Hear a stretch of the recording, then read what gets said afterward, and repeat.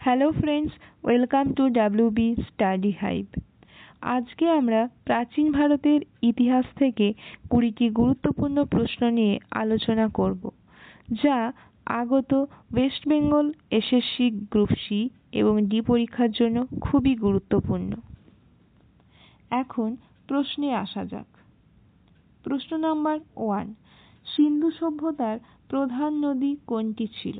Options: Ganga, Jamuna, সিন্ধু, সরস্বতী। সঠিক উত্তরটি হলো সিন্ধু। প্রশ্ন নাম্বার 2, হরপ্পা সভ্যতার মানুষ প্রধানত কোন উপাদান দিয়ে ঘর বানাতো? অপশনস: ইট, কাঠ, পাথর, কাদা। সঠিক উত্তরটি হলো ইট। প্রশ্ন নাম্বার 3, মহেঞ্জোদারো শব্দের অর্থ কী?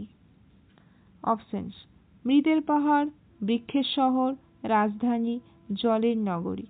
সঠিক উত্তরটি হলো মৃতের পাহাড়। প্রশ্ন নাম্বার 4, অশোক কোন বৌদ্ধ পরিষদে সভাপতিত্ব করেছিলেন? অপশনস: প্রথম, দ্বিতীয়, তৃতীয়, চতুর্থ। সঠিক উত্তরটি হলো তৃতীয়। প্রশ্ন নাম্বার 5, চাণক্য কোন গ্রন্থটি রচনা করেন? অপশনস: অর্থশাস্ত্র, মনুস্মৃতি, বেদ, মহাভারত।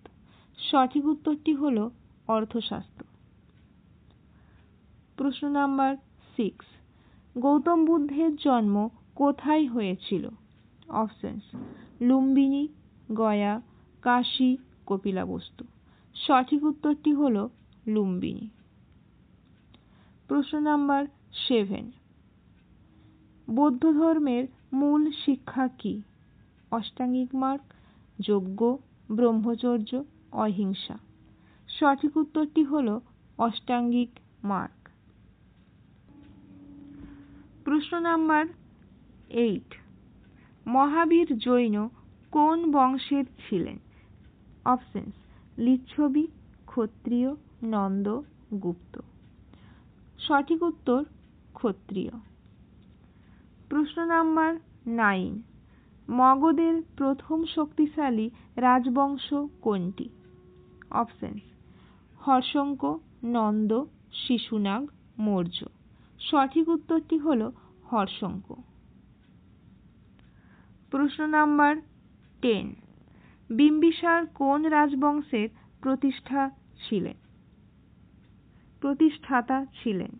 অপশনস: হর্ষঙ্ক, নন্দ, মৌর্য, গুপ্ত। সঠিক উত্তরটি হলো হর্ষঙ্ক। প্রশ্ন নাম্বার 11, গুপ্ত যুগে সর্বাধিক উন্নত বিজ্ঞান কোনটি ছিল?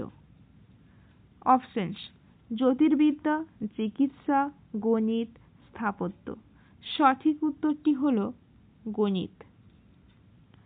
প্রশ্ন নাম্বার 12, চন্দ্রগুপ্ত মৌর্যের প্রধানমন্ত্রী কে ছিলেন?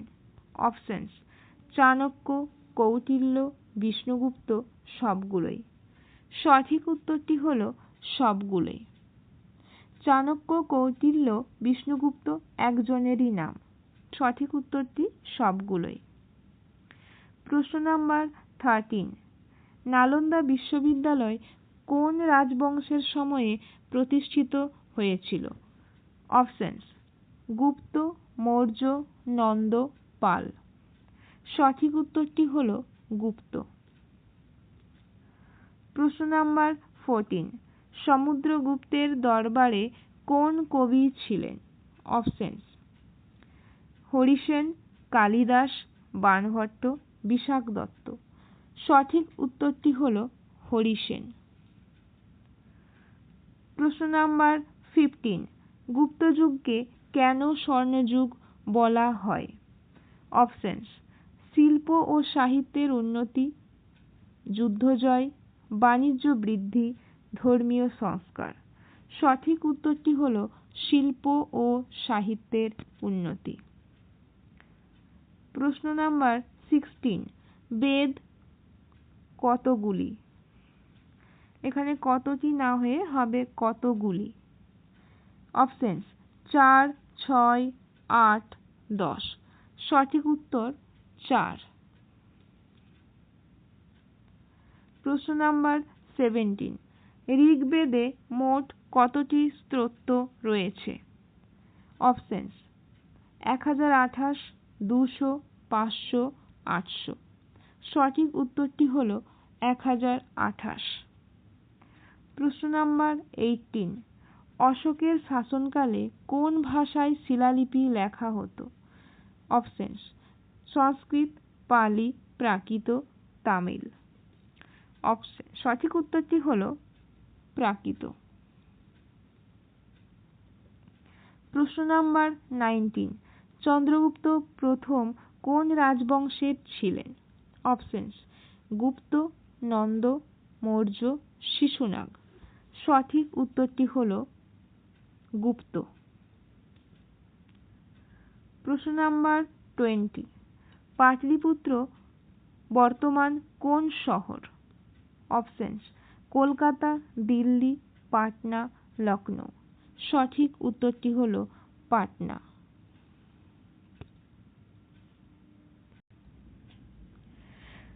আজ এই পর্যন্ত।